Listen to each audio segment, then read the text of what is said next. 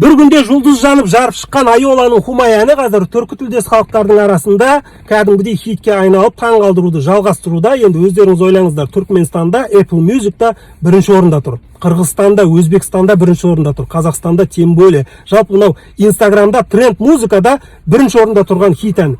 Ең қызығы міне осылай хитке айналып, үлкен нәтижеге қол жеткізуінің басты себепкері сол Айола тобының мүшелерінің айтуынша, ол мынау қазақстандықтардың алғашқы кезде көрсеткен не дейді жаңағыдай по-братски дейді ғой, өте мықты үлкен поддержкасының арқасында екен. Міне сол үшін олар қазіргі таңда күн сайын өздерінің әлеуметтік желілері арқылы қазақ халқына кәдімгідей рахмет айтып, алғыс білдіріп, дұғай сәлемдерін жолдап жатыр. Қандай керемет нәрсе.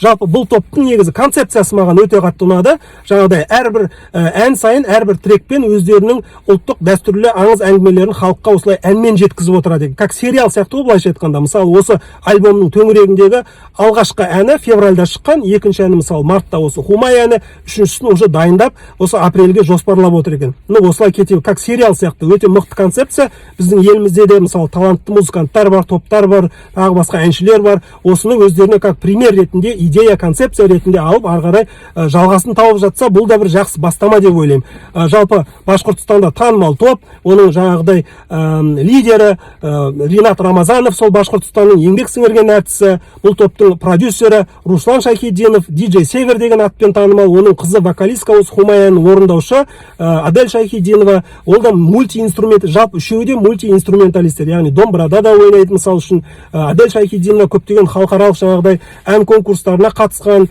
ТНТ-дағы песня проектісіне қатысқан, өте сондай талантты, үшеуі де талантты музыканттар. Енді алдағы уақытта өздерінің осындай ерекше туындыларымен бүкіл халықты, бүкіл елді осылай қуанта береді деген ойдамыз. Ал жалпы негізі Айола деген сөздің мағынасы, бұл топтың атының мағынасы екі түрлі мәні бар екен. Бірінші мәңгілік деген мағынасы бар екен, екіншіден жаңағыдай жалпы ғаламның заңдылықтарының жинағы деген осындай қызық екінші бір мағынасы да бар екен. Ал Хумай әні негізі Хумай деген сөзді енді түркі тілдес халықтардың барлығына белгілі деп ойлаймын. Бақыт құсы аңыз әңгіме бойынша егер бір елдің бір адамның үстінен ұшып өтсе, бұл құс онда сол жерде бір ұлылық, бақыт пайда болады екен.